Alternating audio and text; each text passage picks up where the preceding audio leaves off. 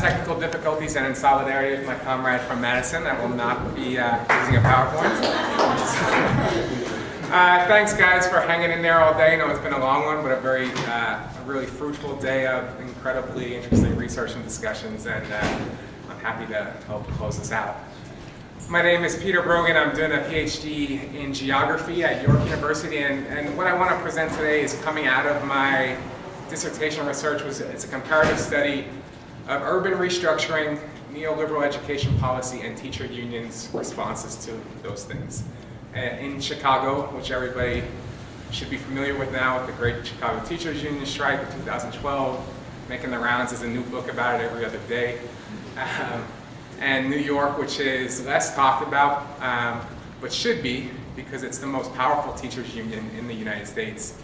200,000 members, kind of not quite a local, but nonetheless it is a local, and has an incredible amount of influence on politics and policy for the American Federation of Teachers, which in turn plays a massive role at an international scale in Education International, which is the global union federation that represents education workers.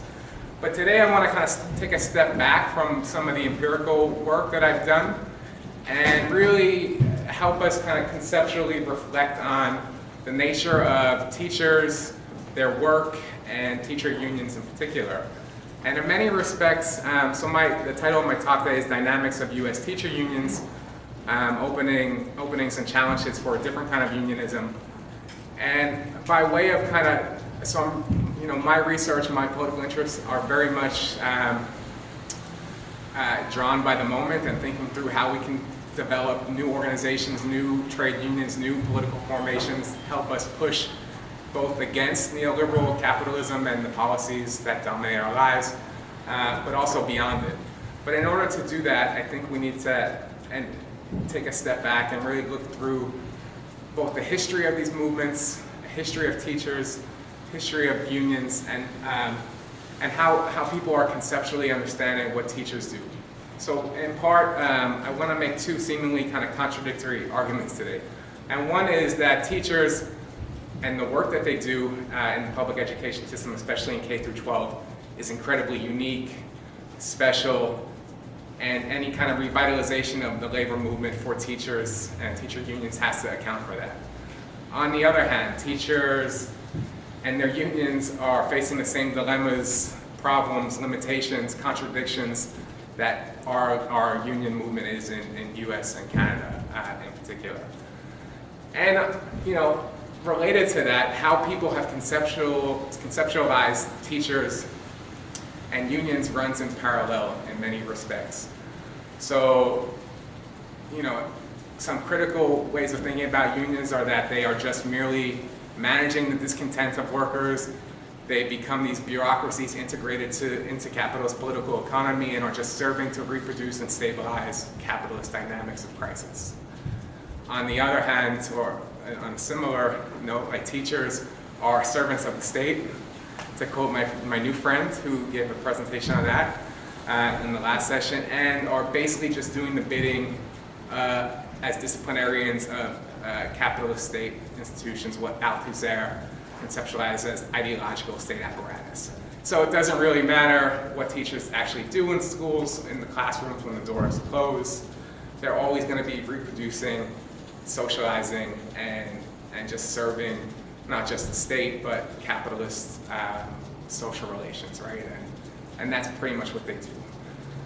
So, I'm going to look at a few different literatures as a way to kind of draw, just discuss a little bit about how these questions have been taken up in the social sciences, and as a way to kind of think through what I see as the main kind of lessons for how we conduct research and how we think about teachers' work and their unions, but also, more broader political and strategic lessons for moving forward as a movement. So it's kind of, I'm trying to do two main objectives here today.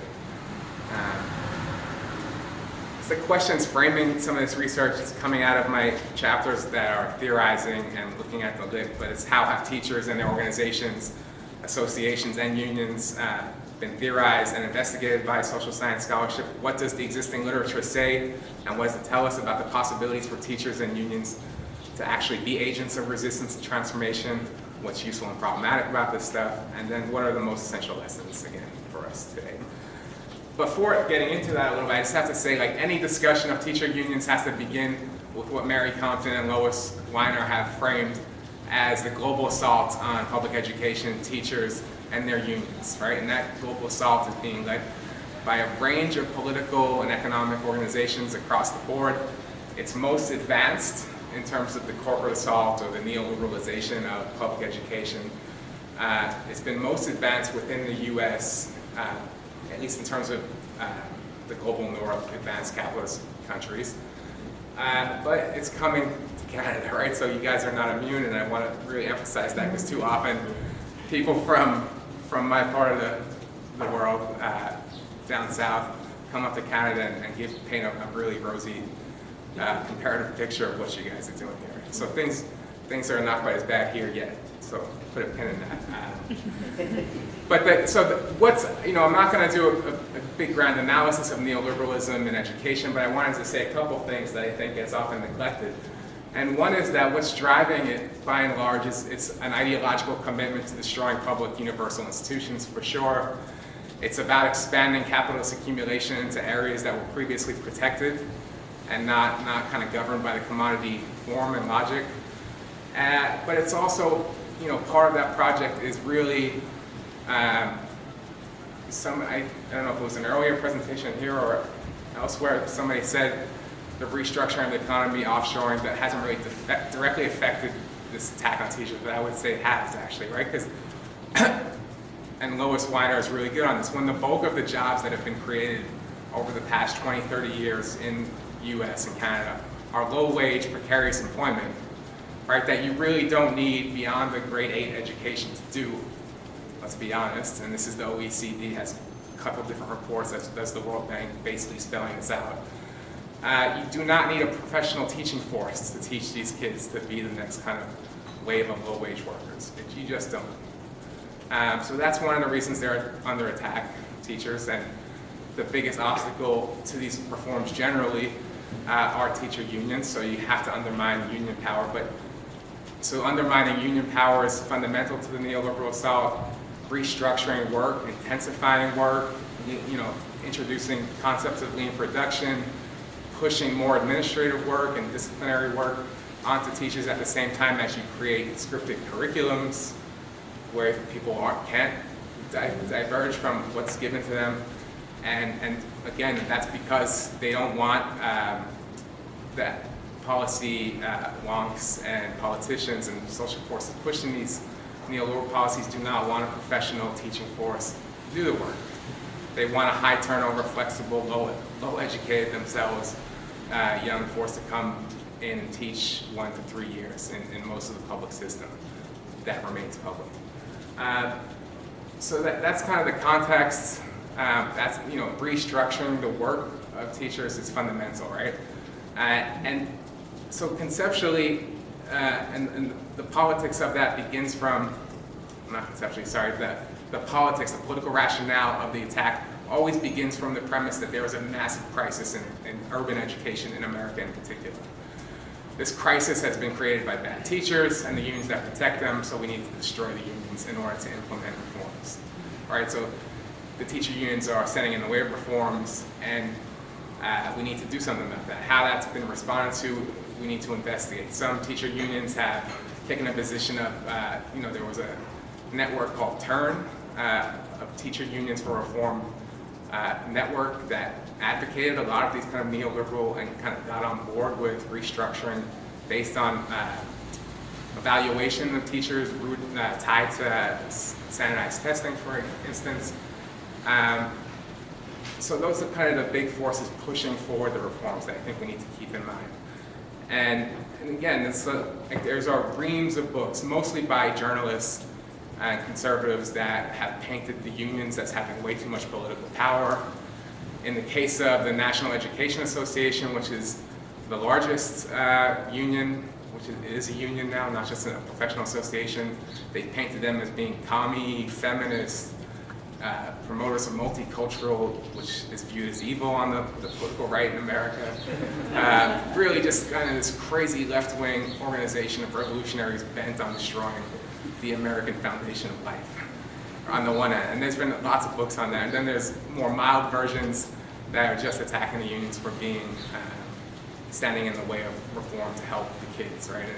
And it's always the most marginalized, mostly African American poor kids that the unions are getting in the way of helping. But again, so that's kind of driving the attack. And unions themselves, this is a problem. It's not just a problem with teacher unions, but all unions acting as these sectionalist organizations, only representing members in their industry, in a very narrow, people conceptualize a business union, but just looking out for bread and butter, wages, benefits, and so on. And part of the attack, obviously, is in making sure that unions can only do that legally, which is why unions need to go beyond the law if we're going to have real revitalization, because being in the U.S. and as well as in Ontario, right, being really kind of tying the hands of what unions can actually do. But teacher unions themselves, Marjorie Murphy, 1981, wrote, teacher unions, which are public employee unions, are narrow economic organizations because historically that is all our conservative society has allowed. Okay, it's true, but there's also a lot of political history and dynamics that we need to unravel, and there's been an incredible wave of new history of teacher unions that have teased out the political conflicts between communist-affiliated unions like the New York Teachers Union, which got decimated, and by the time they had a fight for collective bargaining, was basically out of the game. And I'll talk a little bit more about those historical lessons in a sec. But 5 minutes, all right, I'll go quick. So the early kind of historical lessons were really not so useful, I think. It was about thinking, why do teachers organize? Why don't they organize into unions? Murphy was one of the few people that connected it with larger political and economic reasons, and looking to, anti-communism, ideology of professionalism, as the two kind of key factors for why teachers didn't unionize or not. And the kind of battle around professionalization and ideology of professionalism is a fundamental lesson I think we need to really interrogate and learn about, right? Because that did block, in the early 20th century, many teachers from wanting to join unions. That's for, my blue-collar uncle. That's, we're professionals, even though we get paid really crappy. And so we're not going to be part of your union, right? They eventually, without tracing the kind of detailed historical analysis there, unions managed to push beyond that. But it also ran into problems, right? In the 60s and 70s, professionalism took on a whole other dynamic. And it was mobilized to, especially in New York City in 1968, against black parents and community members getting more control and fighting for a different kind of school system and education. So the union at that time mobilized the idea of professional integrity against parent involvement. Very problematic. And unions like the Chicago Teachers Union and St. Paul, Minneapolis, in Portland, they've learned those lessons of really rethinking professional identity, because it's important, because it's a fundamental attack on teachers and what's happening now. But it has to be rethought as not just kind of our rights as teachers versus parents' rights and students' rights, but as an empowering force about democratizing control of the school system and opening up what is possible in that school. So getting beyond education for capitalist labor markets, right? And really creating more democratic citizenships and capacities.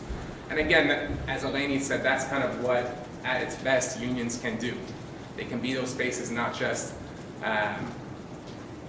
for, fighting over wages and benefits, for opening up spaces for transforming the political and ideological capacities of teachers, which in the early scholarship around teachers' work were conceived as very conservative, on the one hand, and then you have an emergence of kind of critical pedagogy coming out of more education philosophy that sees teachers as these kind of potential agents of revolutionary transformation. And kind of what I want to say is they can be both, or neither, or somewhere in between. And all that requires kind of the empirical investigation that people like myself, Eleni, and Paul are doing in North America to kind of get at how unions are opening up those spaces, what teachers are actually believing and thinking, and what's motivating them. And we can't assume that they're either complete like slaves to the state, they're employees, and that comes with a whole set of contradictions, but not servants in a narrow sense. And I'll just wrap up. There's a lot more to be said, but just in terms of thinking through some other challenges, you know, we have to really critically analyze and understand the empirical realities of teachers in their classroom and the kind of particular geographies in which these neoliberal policies are being developed and emerging. Again, we're not, you know, we've lived through now 30 years of neoliberalism. It's not new, right? It's falling forward and it's already on neoliberalized political economy, so we have to think through it a little differently. But also think about the special nature and the ideological work of teachers and how that can be used to mobilize, but also prevent teachers from building relationships with other workers and parents and students and a kind of broader working class identity and formation. So there's lots of lessons, and if we want to talk more about that, I'll just bring it up in discussion and I will pass it on to my good friend, Paul. Thank you.